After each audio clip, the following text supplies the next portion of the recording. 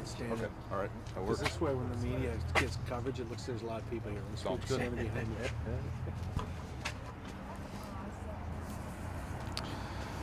Good morning. Is everybody warm and ready to go? Get my lips working here. Well, good morning. My name is Joel Junt. I'm the Cabinet Secretary for South Dakota Department of Transportation. I want to welcome you here to Benson Road and I-229 interchange opening. I want to acknowledge just a few folks in the audience here that we have with us. Definitely Mayor Paul Tenaiken, who's going to speak a little later on. Andy Burke is the city engineer. He'll be speaking a little bit later on after him. We have also Ben Reddy. Where's Ben at? With Senator Thune's office here in front. Craig Smith is our Director of Operations for the DOT. And then Ron Rosenboom is our Transportation Commissioner. He's way in the back. All right.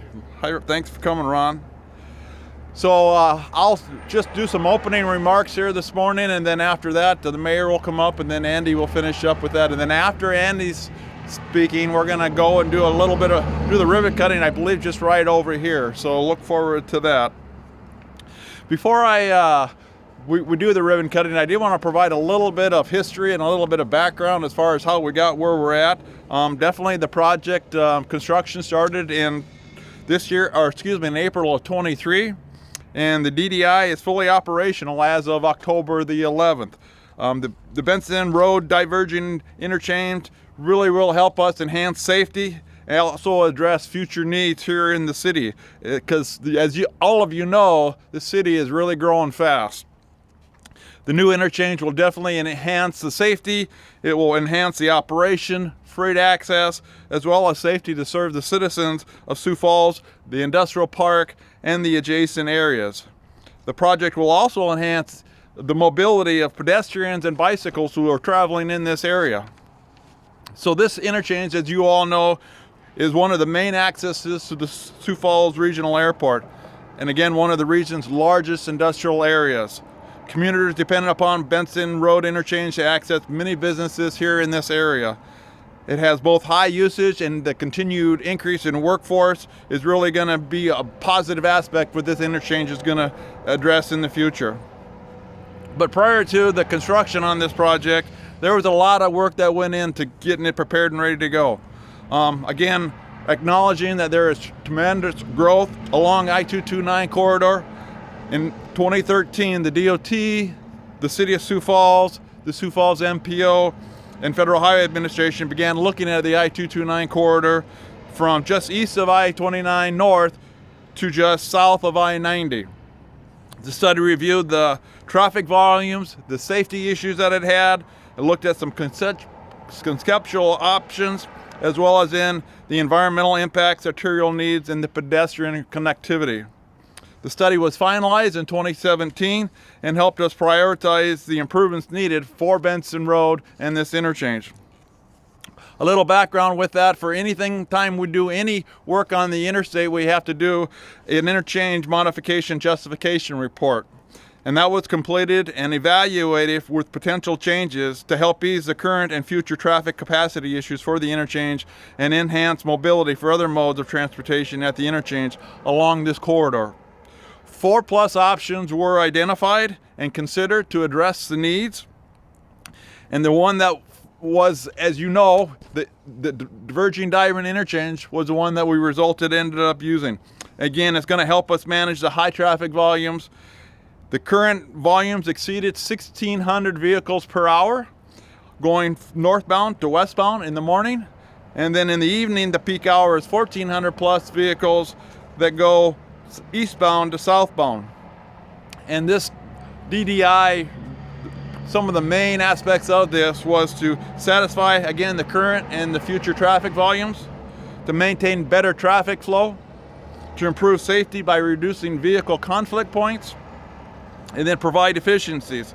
And this allowed the option for the existing Benson Road bridge to only have to be widened, so we left that bridge in place. And then we built a new 2-lane bridge to support the eastbound traffic.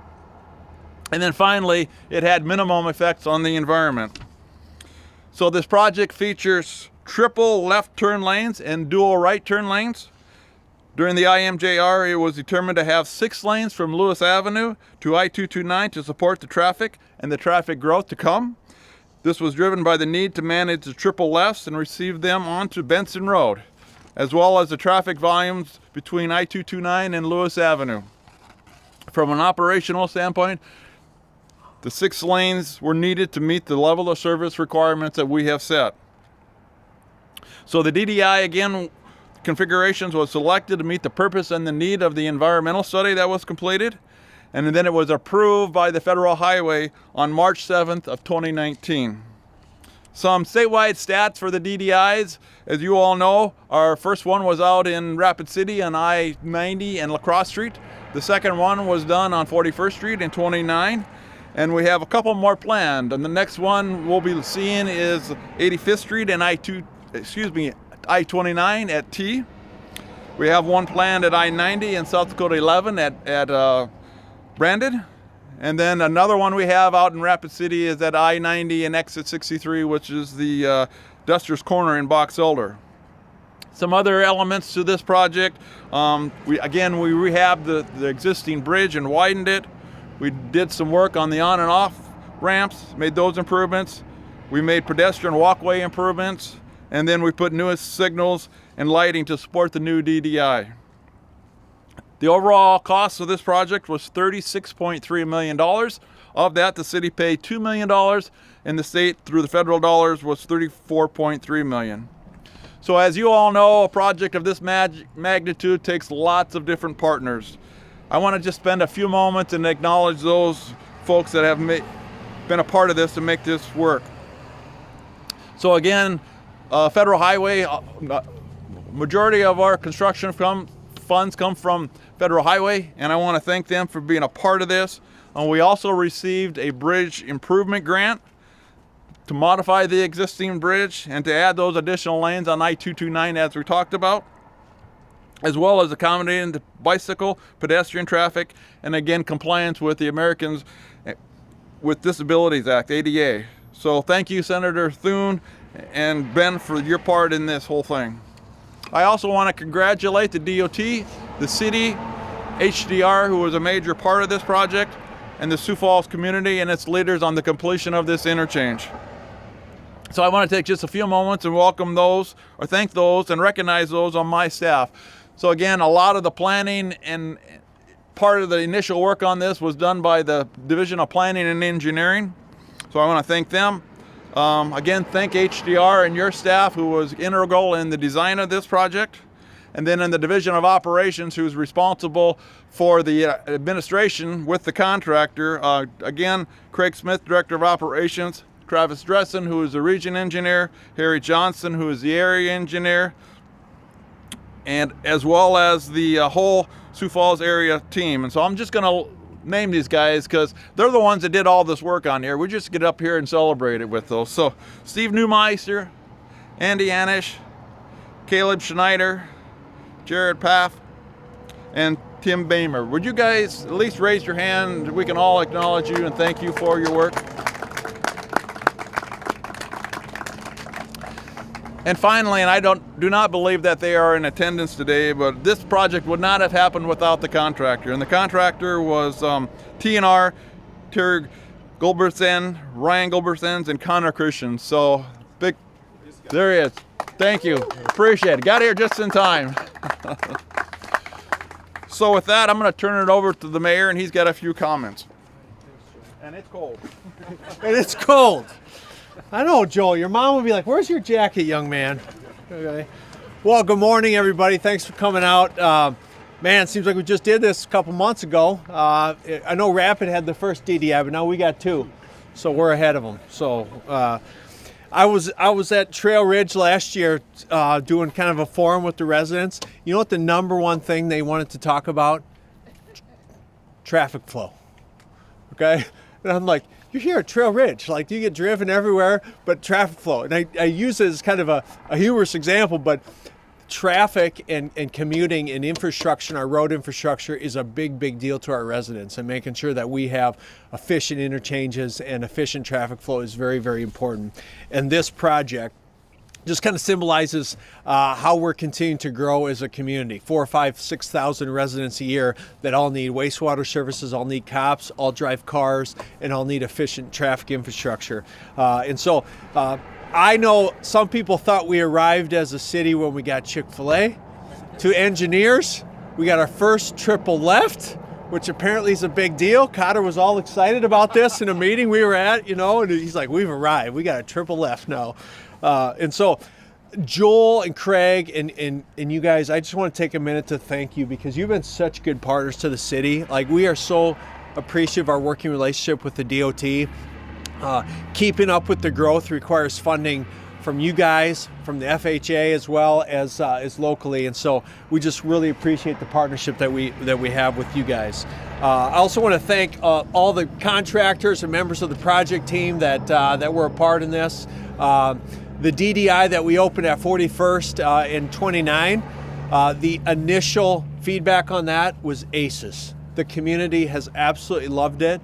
Traffic volumes have increased and our accident counts have decreased, or vehicle conflict points, I think you called them. We call it road rage here, but it's decreased tremendously. And so these are just very efficient ways to move people through our city. So we, on behalf of the city and on behalf of Mark Cotter, who couldn't be here, we're just very appreciative for everyone who had a part in this. Thank you to the contracting team. Thank you to the state. And as Mark would say, since he's not here, let's keep paving the planet. Kidding, but that's what he does say. So with that, I get to introduce Andy Berg. Mark is actually, if you want to know, I don't think he'd mind me sharing, he's running a marathon. His first marathon, Mark Cotter is. So I'm going to put it out there that you can track him online, the Marine Corps Marathon on Sunday, and let's see if Cotter finishes. So he's out there doing that. So Andy Berg is our is principal engineer with the city, and I'd like to welcome him to the podium for a few remarks. Andy?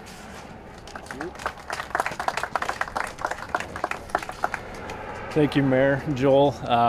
I think they've hit on every single thing I had listed for mine, so I'm just going to reiterate a few things, but a big part of this is just the partnerships, as the mayor mentioned, with the DOT, Federal Highway. We couldn't do it without them. We've got a great relationship. Our engineering team appreciates that partnership, and it helps us bring these forward, improving, as the mayor said, our traffic flow. As he said, traffic in the city is a huge deal. It only gets more challenging as the population continues to grow. 41st DDI, there's a lot of uncertainty about that before it opened. Once it opened, that uncertainty dropped right off. I mean, it was a fear of the unknown, I think, was what was leading into that. Once it opened, people realized how easy they are to use, how safe they are, and how they do move traffic quickly. And so traffic flow up here is a big deal. That's why there is the triple left turn lanes, move a lot of traffic at once. And so we're looking forward to moving that traffic faster, and I shouldn't say faster, more efficiently and safely. And so, want to thank the TNR contracting team. Appreciate it. This project's gone wonderfully, getting ahead of schedule on the project, which we love to see. It's open now. The remaining lanes are going to be opened up very soon with the completion of some final concrete work. And thank you. Well, thank you, Mayor. Thank you, Andy. As they stated, it truly is a partnership, and it goes back on relationships, and we very much value the relationship that we have with the city, as well as just the community here in this area. From a contractor standpoint, I think we've got a lot of work in and around the city of Sioux Falls coming up in the next few years. Definitely those that I mentioned earlier, as well as a little project called South Veterans Parkway. But anyway, we're looking forward to those and hoping that those will be let here very soon in the near future. So we're gonna walk across the street, correct, and then we're gonna go to the grassed area over there, and definitely invite you to come over. And we're gonna have numerous different group photos for this ribbon cutting. Julie's got the message for me. So we embarked on a campaign or a program a year or two ago called Buckle Up and Phone Down. And really, that program started with the Missouri Department of Transportation and a good friend of mine who has now left them. But anyway, the whole intent is for us to be aware and practice safe driving habits. A lot of our crashes that are occurring in not only the state, but also in the nation are due to driver behavior, over 90% of those. So if we get people to put your seatbelts on, buckle up, and put your phones away, that's gonna truly help reduce the number of crashes, definitely those that are severe and those that are fatal. So the way that works is you just put your hands together like this, buckle up, and put your phone down. And so when we go over there, we're going to do a little bit of that. Julie's going to help us. And we had one person a year ago that really struggled with that. So if you can practice now before or ahead of time, so when we get there, you got it right. And it looks right on the photo, right, Julie? All right. So again, thank you for coming. Thank you for being a part of this. And we're going to walk on over. Yeah, he was out.